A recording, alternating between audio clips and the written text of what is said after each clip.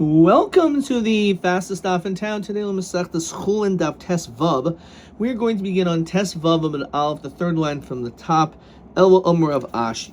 So this brings us back to yesterday's daf, the Mishnah, which told us that if a person shechs on Shabbos, which of course is a big no-no, or on Yom Kippur, so we say that even though a person is going to be severely punished, nonetheless the shechita is kosher. And on this, we brought down the statement that even though the meat is kosher, you're not allowed to eat it on that day. Just like, of course, on Yom Kippur, you can't eat it on Yom Kippur anyway, you also can't eat it on Shabbos because it was done improperly. And we said this is the sheet of Rabbi Yehuda. And we tried to understand that Rabbi Yehuda, who holds as an issue of hachana, of making preparations from on Shabbos, so therefore maybe this is the reason, because when it came to this meat, before, while it was alive, so maybe it was for the purpose of raising cattle, and now all of a sudden you shecht it on Shabbos, so therefore even though now obviously you want to eat it, you can't because you didn't have it changed its status. And then we went back and said, well, maybe really while it's alive already, it's oimedes lachila. So we ended up trying to bring different proofs or show who Rabbi Yehuda, which Rabbi Yehuda it is. We also got into the statement of does Rabbi Yehuda doesn't hold a breira, and he ended up learning that from the Erev Tchumim.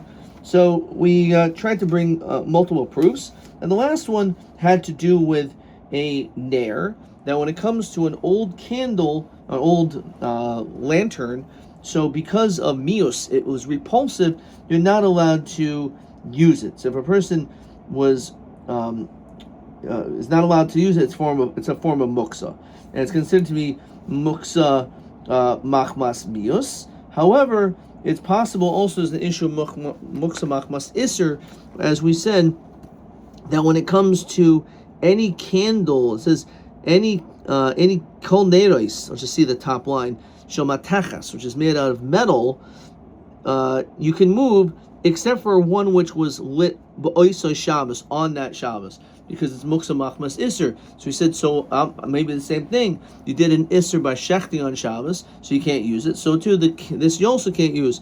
We said, no, there's a difference, because when you light it, so that's mamish done biyadayim. So that's a lot more severe than this notion of the shechita. Okay.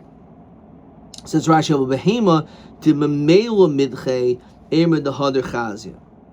Ella umar of Ashir Behuda the mavashalhi. When it comes to cooking, what is that? Not. So it's brought down in Masech Shabbos. I think this whole Amud is almost exactly the Gemara in Shabbos. Mavashal b'Shabbos. So, a person who cooks on Shabbos, which is, we're comparing it to shechting on Shabbos of our Mishnah, so it depends. If you did a b'shaygeg, let's say you forgot it was Shabbos, so yoichel, you're allowed to eat it, you yourself, and even on that day. And certainly you don't need to wait until b'chtei shiasu, until after Shabbos is over and the amount of time it would have taken to have cooked it. We're not concerned. However, b'mezid lo yoichel. However, if you did this on purpose, then you're not allowed to eat it. Says Rashi, bo b'yoim, on that day, ad shetechshach uchtei shiasu.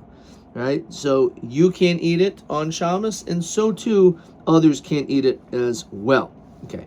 Divi Reb Meir. Now Rabbi Yehuda, this is, we're trying to bring out the Rabbi Yehuda, here he is. He says, no. Even if it was done b'shaygeg, you're not allowed to eat that meat until Shabbos is over.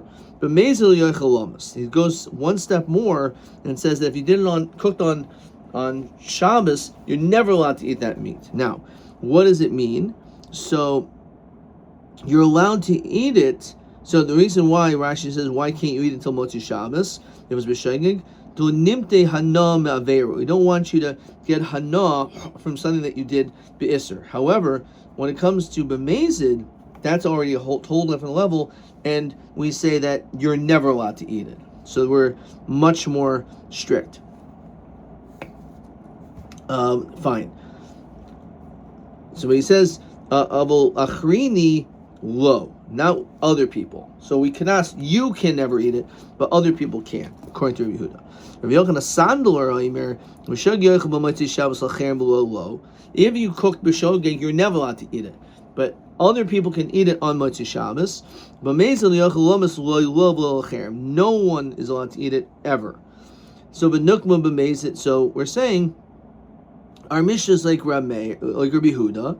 Rabbi Yehuda, just like in our Mishnah, says that a person can't shecht, and if you do, you can't eat it on Shabbos.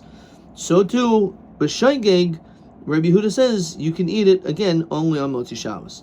The Gemara says, why don't we establish and learn up our Mishnah like the sheet of Rameir?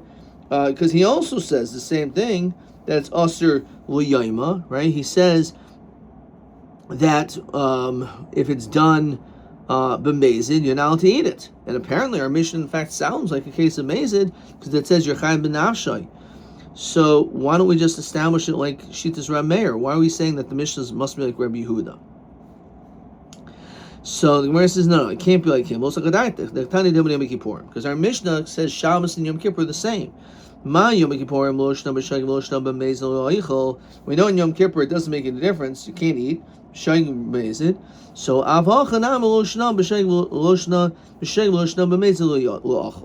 Rameir makes a distinction that says that b'shogeg you could eat on Shabbos, but our Mishnah says comparable to Yom Kippur, which means that it doesn't make any difference. Shogeg or mezid, if you shecht b'shogeg or b'mezid on Yom Kippur, you can't eat it on Yom Kippur because it's Yom Kippur. So too the same thing. So it's like it can't be Rameir. We're going to say it's Rabbi Yehuda. How can you possibly say our Mishnah is like Rabbi Yehuda? Our Mishnah says that you're Chai Misa. Why would you be Chai Misa? Did b'mezid. It's only a case of b'mezid. It sounds a lot better like Rameir than Rabbi Yehuda Shita. So Hachim, this is how you read the Mishnah. Afal pi did b'mezid mischai b'nafshahu hachad b'shogeg shchitasuk shera. No, our Mishnah is only talking about b'shogeg, but it's talking about this is such a serious avera that if you would have done it b'mezid, you'd be Chai Misa. So now that you did it b'shogeg, we're going to say that you can eat it. But even though you can eat it, you can only eat it on Motzei Shabbos. But Mezid, you're never allowed to eat it. So B'nukma Rabbi Yochanan Sandler. Why don't we say that our Mishnah is like Rabbi Yochanan Sandler? He also says that you're never allowed to eat it, not shogeg or b'mezid. He's the most strict of all three opinions. Rabbi Yochanan Sandler says b'shogeg you can only eat it after Shabbos. Not even you, only others can eat it. So Rabbi Yochanan Sandler, so Rabbi Yochanan Sandler kimiflig b'motzei Shabbos lachem v'loy. So according to Rabbi Yochanan Sandler, his distinction is after Shabbos, can other people eat it or not? That's the difference between b'shogeg and mezid. Tani didan shchitasuk sher katani. Our Mishnah just says it's kosher. Loshna loy v'loshna lacherem. It doesn't seem to make a distinction between you or anyone else. Everyone could eat it. Our Mishnah is mashma. Everyone could eat it, however, not on Shabbos. Only Motzei Shabbos. So that's not Rabbi Yochanan Sandler, because Rabbi Yochanan Sandler says the one who did the shechita is never allowed to eat it. Tani Tanakh the Rav. So we had this shita that was said. It was learned in front of Rav. Let's say a person cooked on Shabbos b'shogeg. So again, we have these three way machlokas. Yoichel, so you're allowed to eat it. B'mezid lo yoichel. B'mezid you're not allowed to eat. Umashtikle Rav, and he silenced him.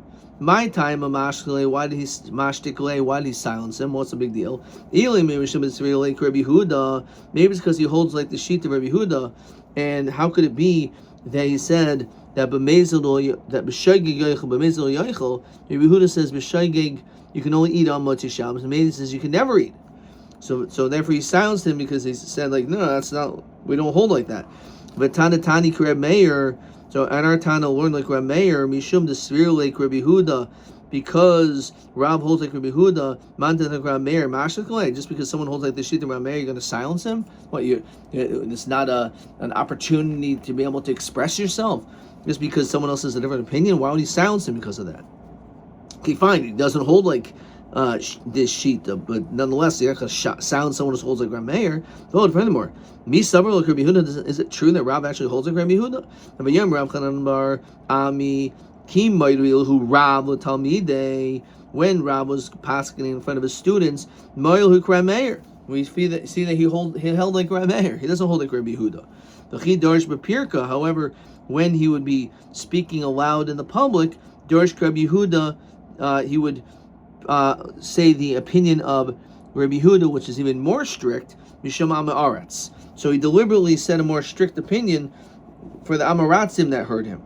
But between the students, who obviously were much more careful not to violate Shabbos, so he was able to tell them really what was in his heart of hearts, which is the sheet of Rabbi Meir. So what do you mean Rav holds like Rabbi Yehuda? He holds like Rabbi Meir, really.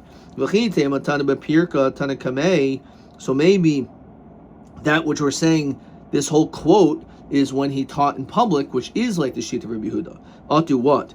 Kol yamul atana seisi.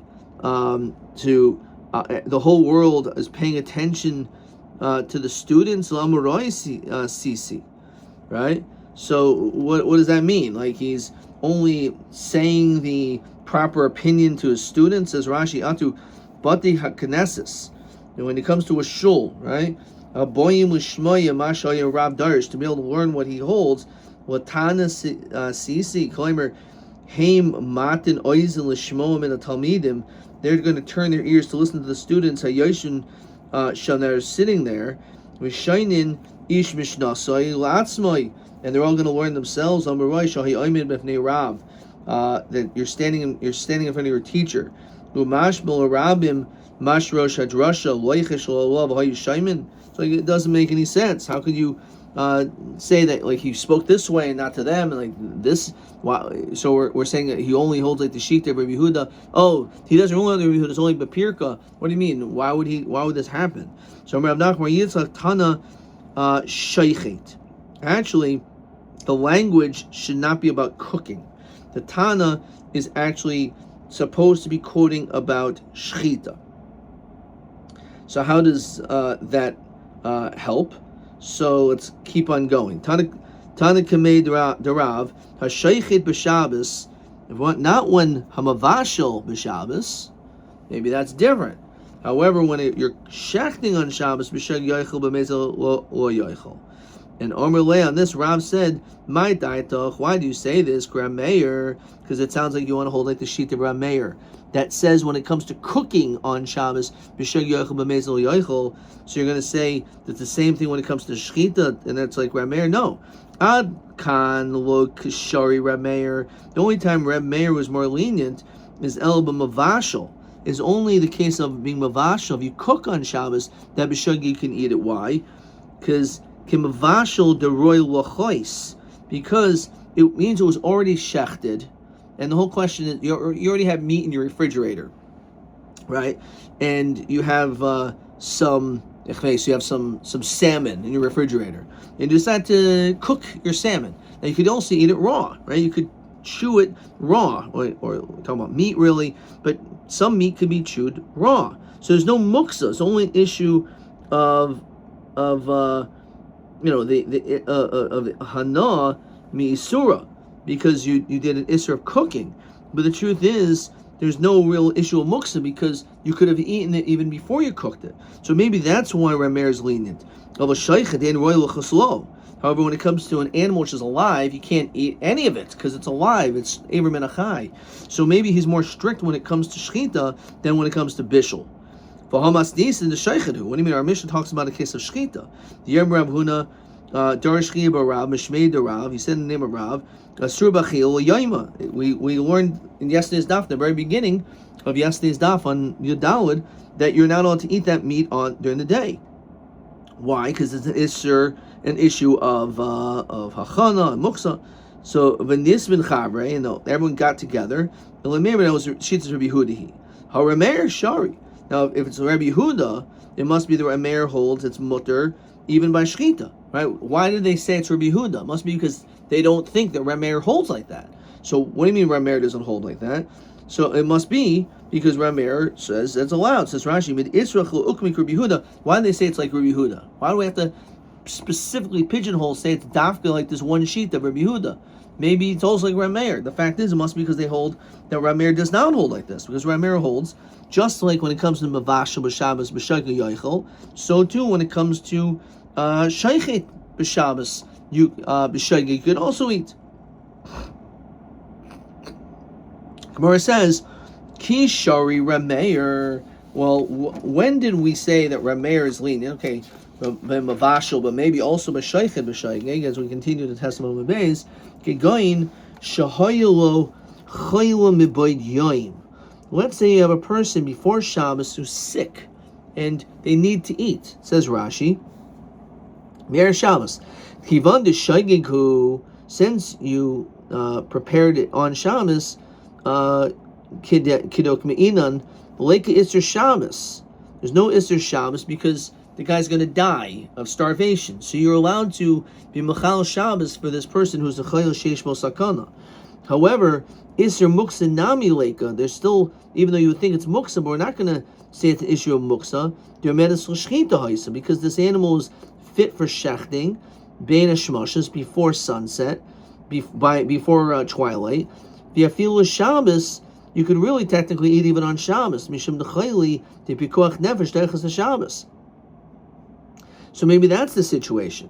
Where says one second, Ihachi, my term Yehuda Aser. If we're talking about someone who's a chayla, then that's the whole case. The Rameir's lenient dafka because we're talking about a chayla. So why would Yehuda disagree with that? He was sick, right? Says Rashi, Hafil b'mezid Isser Shabbos Leika. Like V'koshkin b'shaygeg. If you did b'shaygeg, you can even do it b'mezid. She says because what happened was he was sick and he got healthy.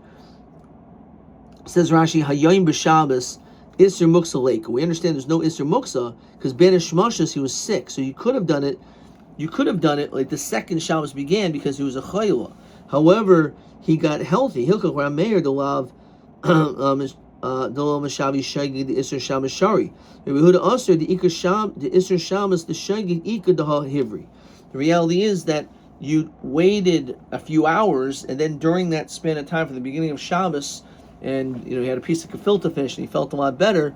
So then you no longer can do it. So even though there's not an issue of muksa, but Rabbi Yehuda still is an issue because you shouldn't have done this.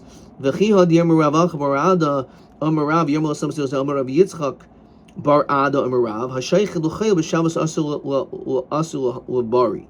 what happened? That if you shecht for someone who's sick on Shabbos, you can't give that same food to someone who is healthy, because it was only a heter for someone who is sick and needs it. However, when it comes to food, if you cook a big steak and you give a tiny little piece of it to the chayil and he feels better, you can still give the rest of that meat to a bari. So one second, my time. What's the difference? Why do we make a distinction here between shchita and bishul that we're more strict when it comes to shchita? So he says like this, my tama, because royal l'chois, as we said, when it comes to cooking, you could chew it up and you could eat it. So therefore, even though you cooked it, the healthy person can eat it because technically, even if it wasn't cooked, you would still be able to have eaten it. The inu royal l'chois. However, when it comes to shechting, it's not fit, obviously, to be to chewed. You can't chew it while it's alive.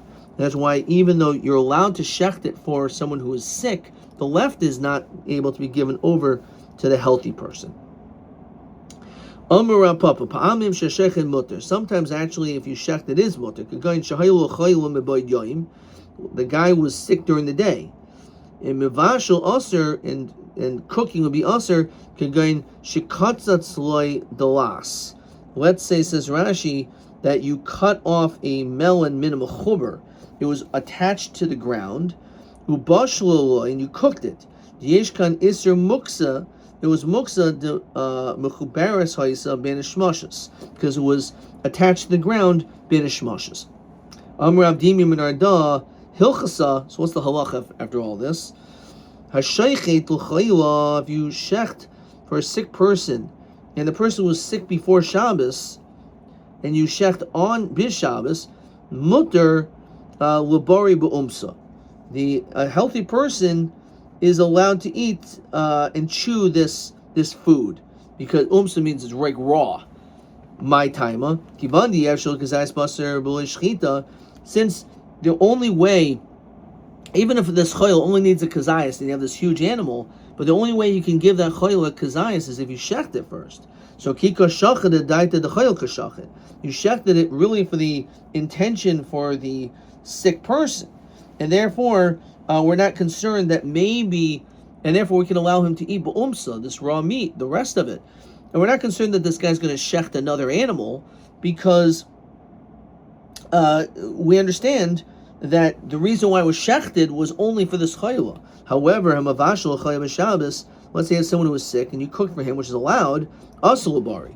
The healthy person cannot eat that. Why? If we start seeing that maybe he's allowed to eat this meat, so maybe he'll start cooking other meat as well. Okay, let's look at some questions. Question 6. Hashaycha b'Shabbos, remember Kippurim shchitas u'kshera.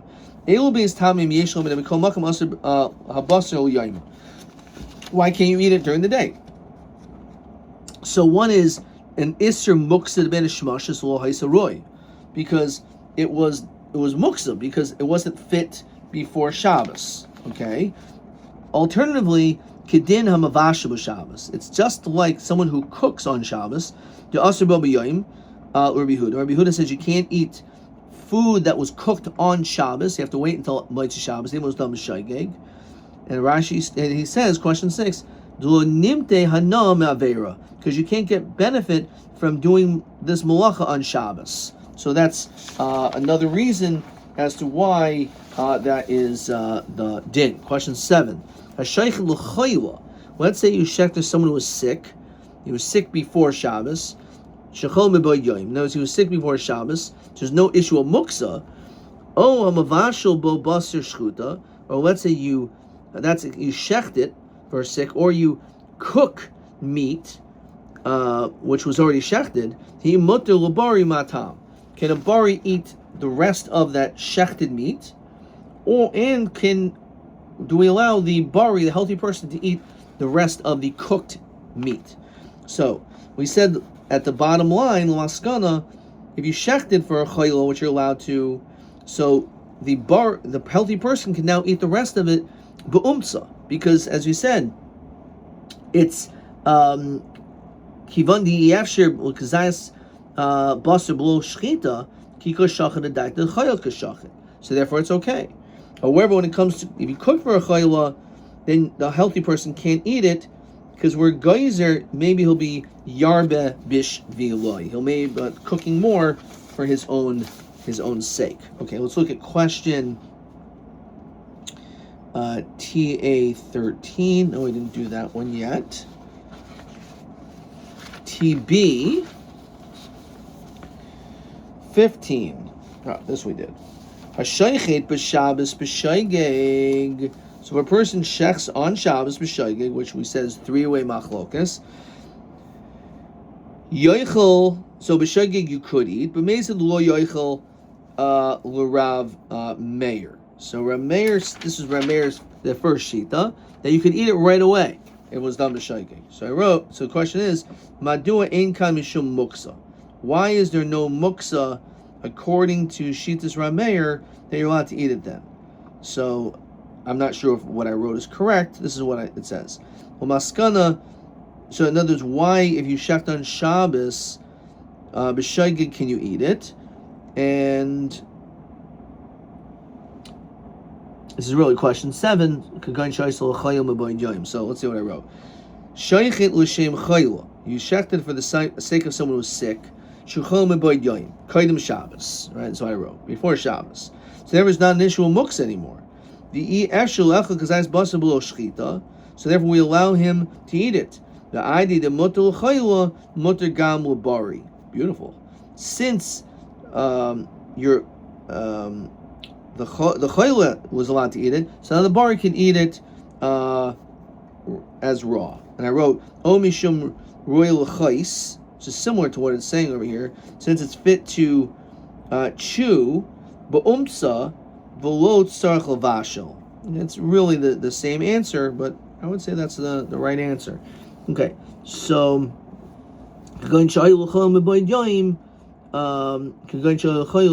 fine. So that is the shita of Rab Meir, and Rabbi Yehuda again holds no. He's concerned that you can't do that. All right, so that's the machlokas. That's question TB 16. Okay, let's mark that down. TB 16. Okay, all right. That's a pretty good answer. Okay, let's see the next Mishnah. Zog the Mishnah Hashaychet b'magel yad b'tzor v'kana. A person shechs with a sickle, a rock or a reed. Like we know that Sipora did the bris meal, right? With a rock. Shreitasuk sheira. So you could use a sharp implement, anything like that, and a kli like that works. Now a sickle is a little bit problematic. Rashi points out because it has two edges. One is smooth, like a knife, which of course is what it's supposed to be, but the other one is like a saw. It's like jagged edges, which of course you can't use because it would end up ripping apart these simanim, which obviously would be problematic. Okay, so you are allowed to use these things, and that's not a problem.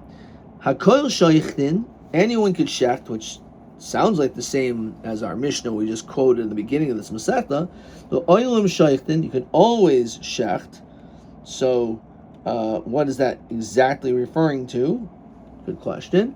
With everything you can shecht, chutz memagel katsir, except with a harvesting sickle. The question is, why not? What's the difference between a harvesting sickle, a magel yad, a hand sickle, and a sickle, which is a magel katsir for harvesting?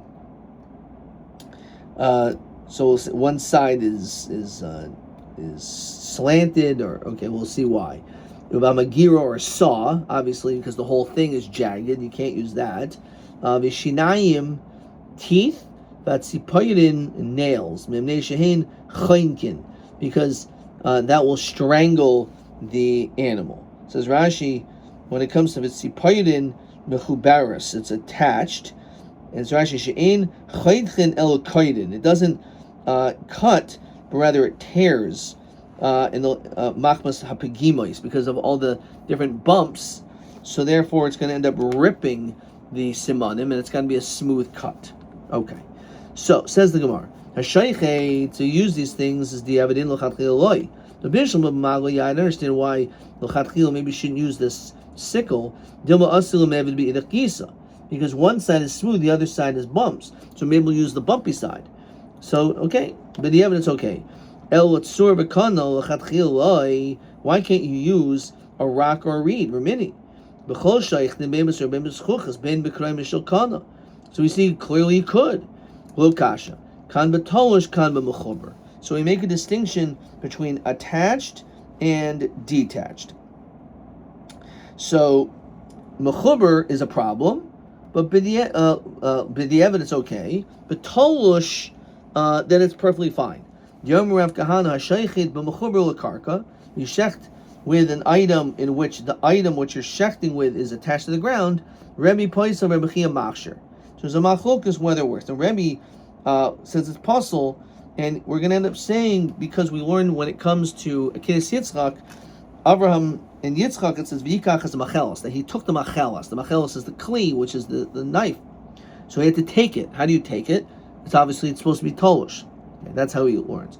Rabbi Chia machsher. On the other hand, Rabbi Chia says it's okay, and therefore says Rashi, we're going to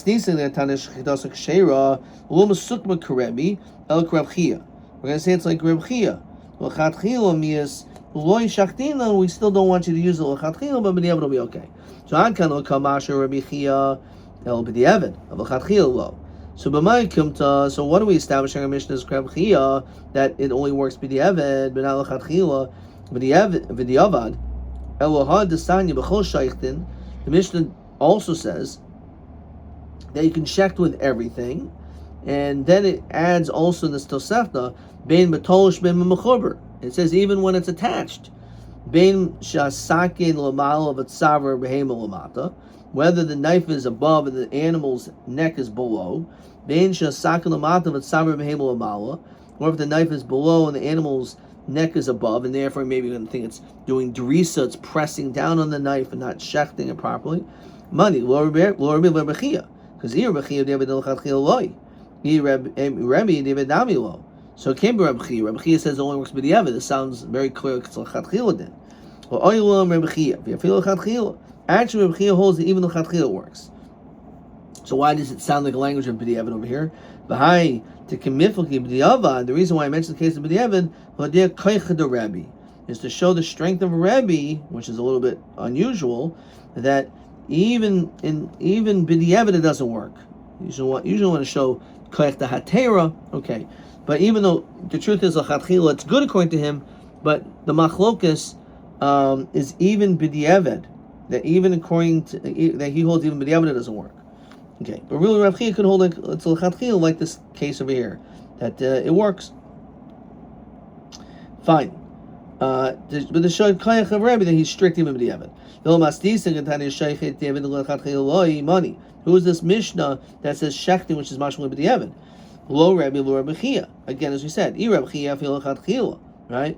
When it comes to Rabbi Chia, it sounds almost like the Gemara in Shab and Gemara in Megillah about Chereshad v'Katan, right? It goes back and forth by Truma, so very similar language, going back and forth like is b'di'evid l'chatchila. So Rabbi Chia fil l'chatchila, Rabbi di'evid nami loy, lo Rabbi Chia fil l'chatchila masnisin tekatani ha'shaychet. Why is it mentioned the case of b'di'evid? Rabbi it's like Rabbi. So in a second. I thought we just said Rabbi holds b'di'evid is not good. So how can we're saying that it's like Rabbi that b'di'evid is good? So kasha Rabbi at Rabbi, oh kasha. Really, sometimes Rabbi holds it works b'di'evid, sometimes not. Kan b'mechuber mi kadai, kan b'tol sh'musayif chiburai. Okay. One is a situation where it was attached in Gansen, says Rashi, pasal v'afil b'di'evid. The other case is it's detached, and then afterwards somehow it got attached.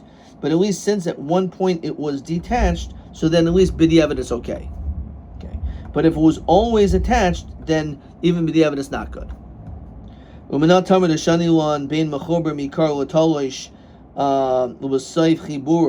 How do we know there's a distinction between always being attached as opposed to being detached and attached? That at least detached and attached that works b'di'evid. The sanya hashaychet. If you shecht with a wheel, like a blade, a turning blade on a wheel, it's kosher. If it's attached to the ground, nuts sakin b'kaisel. Let's say you have a knife stuck into a wall, and you use it to shecht. So shchitasuk sher. That's also a good shchit. It says Rashi, you like move the animal's neck against the blade. So that works, right? So since it was tolish, even though now the knife is stuck into the wall, so that's a case of tolish. It's not like you have plants, because how it's detached and becomes attached. So we're talking about a case where like of a blade. The knife is based on mikachas machelas, it's tolish, which is good, but then you stuck it into a wall, so it's like stuck in there, so it's considered mechuber. So now it's mechuber, so we said b'di'evid it's still okay. Hayitzur yotzim in a kais. Let's say you have a rock going out of a wall. Okana oila mi'olav, and you have this reed. Shachadosh chidas psula. Why? What do you mean? They're both mechuber. So why would it make? Why is one okay, one's not? So kashin adadi. It's a stira. So we see clearly there's a distinction that when it comes to the knife, since it was originally tolish and now it's mechuber, so he will hold that at least b'di'evid is okay. Mashenkin was always mechuber, then it will not be good even b'di'evid. But again, according to the Shita of Rabbi Chia, he's very lenient, and he actually holds even the l'chatchila it's okay. Okay, we're going to stop there. Let's maybe see another question. Maybe question 8. Let's see. No, let's not do that one. TA.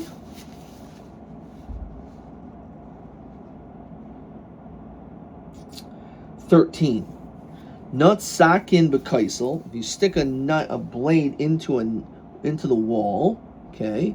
v'shachat ba'ofen she'en chashash derusa, right? So mahadin umadua. So one answer, it's kosher. Why? Because it's a case of tolush b'soif chibroi, right? So therefore, because it's tolush b'soif chibroi, it's ketolish dami, and therefore that's where we're lenient. There's going to be another reason in which I'm not sure where this is, but the other reason that's brought down over here is because this is TA13, is because delo mavatale, because you weren't mavatalet. So even though it's mechuber, but since it was once tolish, so now it's considered to be okay because it wasn't, you weren't mavatalet. Let me see if Rashi says this over here. Okay, so Shema Mina, Bahamas Nisan Rabbi, fine. Adkan.